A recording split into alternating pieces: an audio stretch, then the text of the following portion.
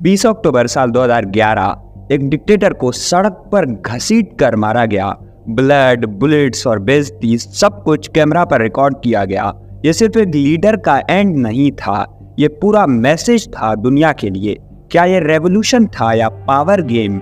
लेकिन सवाल ये है कि क्या ये इंसाफ था या एक ग्लोबल कॉन्स्पिरेसी थी? और चलिए आज के इस वीडियो में बात करते हैं मुअम्मर गद्दाफी की।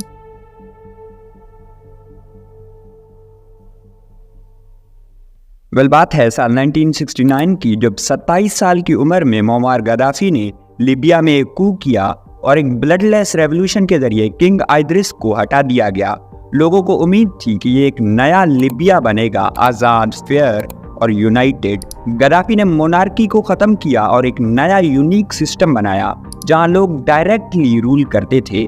लेकिन असल पावर सिर्फ गद्दाफी के पास ही थी, ना पार्लियामेंट ना इलेक्शंस, बस एक सिस्टम जहां पर हर एक चीज़ को कंट्रोल किया जाता था। बेसिकली वो लीबिया का डिक्टेटर बन चुका था। वो डिक्टेटर था, लेकिन दूसरी तरफ वो लोगों को free education, free health care भी देता था। उसका कहना था कि पेट्रोल लीबिया का है तो फ़ायदा भी लीबिया के लोगों को होना चाहिए। वैसे एक फन फैक्ट, साल 1974 में गद्दाफी पाकिस्तान आया था लाहौर के हिस्टोरिक टूर पर।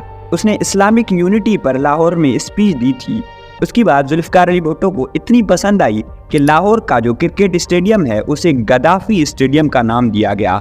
गद्दाफी एक नॉर्मल सा डिक्टेटर नहीं था, उसने अरब और अफ्रीकन यूनिटी का प्लान बनाया हुआ था। उसका गोल था एक सिंगल करेंसी, गोल्ड दिनार, जो डॉलर और यूरो को चैलेंज करेगा। अगर अफ्रीका गोल्ड बैग ट्रेड करे तो वर्ल्ड बैंक और IMF की ज़रूरत ही ना रहे। और इसीलिए वेस्ट के लिए मुअम्मर गद्दाफी एक थ्रेट बन चुका था जो उनके इकोनॉमी को खतरा पहुंचा सकता था। लेकिन गद्दाफी का जो रिकॉर्ड था वो फ्लॉलेस नहीं था। डिसेंट को ब्रूटली क्रश किया गया, मीडिया पर कंट्रोल, ऑपोजिशन जेल में, और लोगों को गायब कर देना बहुत आम बात थी लीबिया में। वेस्ट ने 80s में उसे एक टेररिस्ट डिक्लेयर कर दिया था और लॉकर बाय बॉम्बिंग का ब्लेम भी लगाया गया था उस पे। US ने ट्रिपोली को बॉम्ब किया था और गद्दाफी के घर पर भी एयर स्ट्राइक्स किए गए थे जिसमें उसका बेटा मारा गया था। फिर 2003 में एक ट्विस्ट आया, गद्दाफी ने न्यूक्लियर प्रोग्राम सरेंडर कर दिया। वेस्ट ने सैंक्शंस हटा दिए और लीबिया को एक रिफॉर्म्ड स्टेट के रूप में एक्सेप्ट कर लिया गया। लेकिन ऐसा नहीं था कि गद्दाफी बदल चुका था, वो ऐसा दिखा रहा था कि वो बदल चुका है ताकि सैंक्शंस वगैरह हटे और लीबिया को फ़ायदा हो, लेकिन अंदर से वो वैसा ही था। अब उसके पास अकल आ गई थी कि वेस्ट को कैसे कंट्रोल करना है, कैसे मैनिपुलेट करना है। वो क्वाइटली गोल्ड दिनार का प्लान बना रहा था और अफ्रीकन लीडर्स उसके साथ खड़े हो रहे थे। वो कॉन्फ्रेंसेस करता, स्पीचेस देता और कहता dollar is a weapon, let's break it. मतलब डॉलर जो है वो एक हथियार है, उसे तोड़ना बहुत ज़रूरी है। गद्दाफी का जो विजन था वो वेस्ट के लिए एक डायरेक्ट चैलेंज बन गया था। जब वेस्ट ने देखा कि गद्दाफी उनका फाइनेंशियल कंट्रोल तोड़ सकता है तो बस एक रीज़न चाहिए था जिसमें गद्दाफी को हटाया जाए, और वो रीज़न मिला अरब स्प्रिंग के जरिए।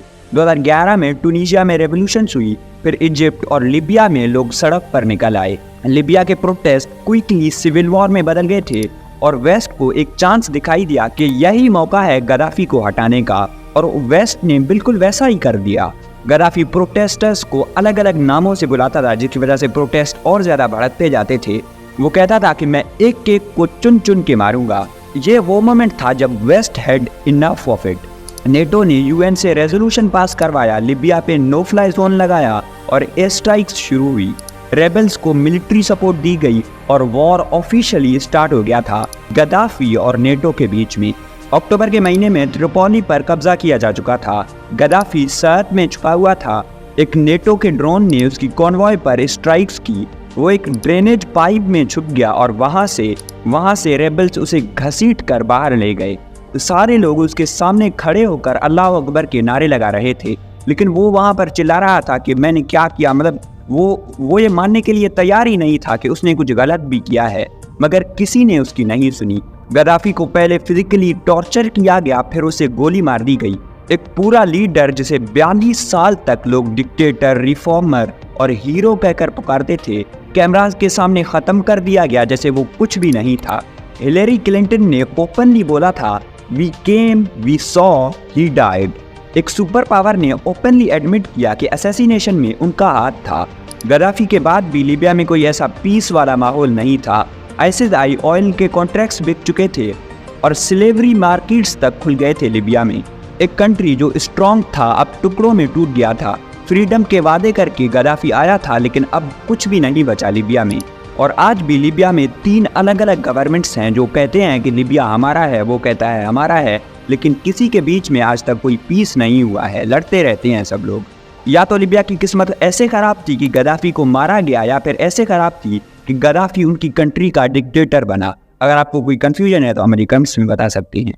Thank you.